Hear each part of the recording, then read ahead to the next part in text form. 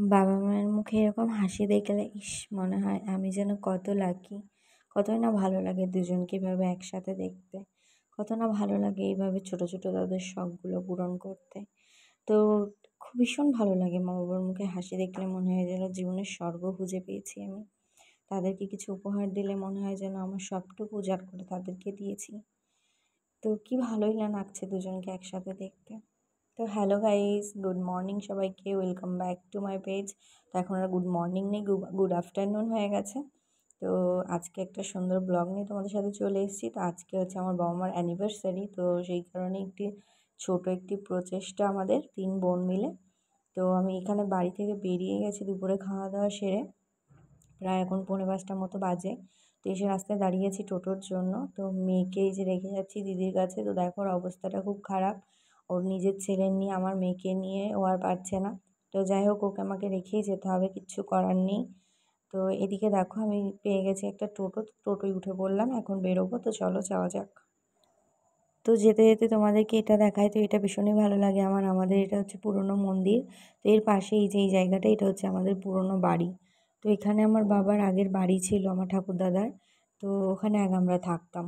তো যাই হোক, ওখানে দেখতে দেখতে চলে এসেছি ফাইনালি বাজারে। তো আমার বাবার বাড়ি থেকে ওখানকার বাজারে এসেছি।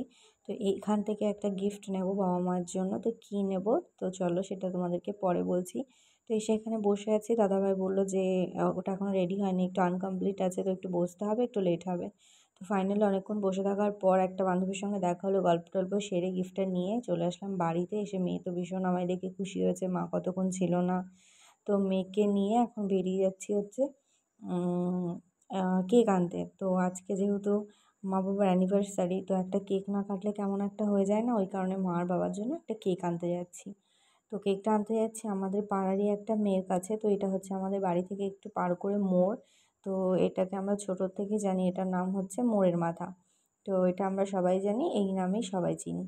তো একটু সামনে এগিয়ে গেলেই ওখান থেকে আমাদের নার্সারি, খুব সুন্দর। আমাদের যারা যারা এসছে অবশ্যই কমেন্ট করো, আর যারা আসেনি অবশ্যই এসে একদিন ঘুরে যেও। তো এখানে দেখো চলে এসেছি আমার একটা কাকিমার বাড়ি। তো এখানে আমার একটা দিদি, মানে আর কি দিদি সম্পর্কে দিদি হয়, তো ওই দিদি আর কি কেক টেক বানায়। তো রিসেন্টও শুরু করেছে কেক বানানো। তো ওর কাছে একটা কেক অর্ডার দিয়েছিলাম, কারণ হঠাৎ করে কোথায় কেক আনতে যাব, কী করব বুঝতেই পারছো, কোলে একটা ছোট বাচ্চা আছে, তো ওকে রেখে এভাবে যাওয়াটা সম্ভব না। তো ওই কারণে ওর কাছে একটা কেক অর্ডার দিয়েছিলাম। তো এসে দেখলাম ও সন্ধ্যা দিচ্ছে, আর ওর হাতের কাজ এত সুন্দর দেখো। ওর ঘরের খাটে, তারপর আয়নায়, ড্রেসিং টেবিলে, সব জায়গায় কত সুন্দর করে ও আলপনা দিয়ে রেখেছে। তো এদিকে দেখো আমি এগুলো একটু দেখছিলাম, আর ভাবলাম তোমাদেরকে একটু শেয়ার করে দিই। তো ফাইনালি ওর কাছ থেকে কেকটা নিয়ে এখন বাড়ির দিকে রওনা দিয়ে দিলাম। তো চলো বাড়ি চলে এসেছি, এসে দেখবো এবার কেকটা কেমন হয়েছে। তো এই দেখো কেকটা মোটামুটি ভালো হয়েছে, সুন্দর হয়েছে, আর আমি ঠিক যেমন চেয়েছিলাম সেরকমটাই হয়েছে। তো খেতেও খুব ভালো ছিল, খুব টেস্টি ছিল কেকটা।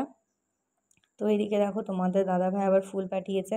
তো আমার মেয়ে আবার ধরে একটু টানাটানি করছে। তো এটা হচ্ছে জুঁই ফুলের মালা। তো এটা এখন দিয়ে দেবো হচ্ছে আমার মার মাথায়, কারণ আমার মা এই জুঁই ফুলের মালাটা ভীষণ পছন্দ করে। তো তার খুব ইচ্ছে হয় যে মাঝে মাঝে যদি একটু ফুল পেতাম মাথায় দিতাম।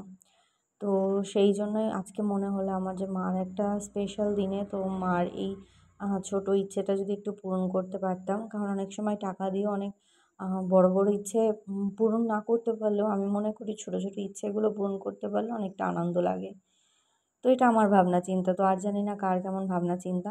তো মাকে দেখো সুন্দর করে সাজিয়ে দিয়েছে, আর আমার মা ভীষণ লজ্জা পায়, ভীষণ লাজুক। মা ভীষণ লজ্জা পাচ্ছিল, বাবাও খুব বকাবকি করছিল, এগুলো তোরা কেন করতে গেলি। আর আমার মেয়ে যে সন্ধ্যা থেকে শুরু করেছে, ওর হয়েছে ঘুমের টাইম, তো এদিকে কোনো মতেই থাকবে না। সবাই সুন্দর করে বসে আছে, ফটোশ্যুট করছে, কিন্তু ওর ওই যে চোখে ঘুম আছে, ও থাকতে আর চাইছে না। এখন ও ঘুমোবে, তো ওকে কোনো কিছু দিয়ে কোনোভাবেই রাখতে পারছি না। তো আমার মেজদিও চলে এসেছিলো, তো ওটা ছেলে, বড়দির 2 ছেলে, আর আমার মেয়ে দেখো, আমার মেয়ে কান্নাকাটি করে ফাটিয়ে দিচ্ছে, আর ওটা হচ্ছে আমার কাকার ছেলে যে গিয়ে পাশে বসলো। তো মা বাবার এই দিনটা অনেকদিন ধরে ইচ্ছে ছিল যে করব করব, বাট সেভাবে হয়ে ওঠে না। আগেরবার প্রেগনেন্সির জন্য করতে পারিনি, তো এবার যাই হোক একটু করলাম। তো এখানে দেখো মা বাবাকে দিয়ে কেকটা কাটাচ্ছি। তো আমার মা বাবাও ভীষণ খুশি হয় এগুলো দেখলে, আসলে কি বলতে পারে না, আর কেউ কখনো করেও নি। ওই কারণে আমরা যখন কোনো একটা শখ পূরণ করি তখন তাদের ভীষণ ভালো লাগে, লজ্জা পায় হয়তো, কিন্তু খুব আনন্দও পায় তার থেকে বেশি।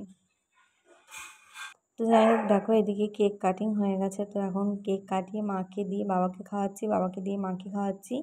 তো তার মধ্যে ফটোশ্যুট করছি। আর এই যে আমার মেয়েটাও কোনো কিছুতেই থাকতে চাইছে না।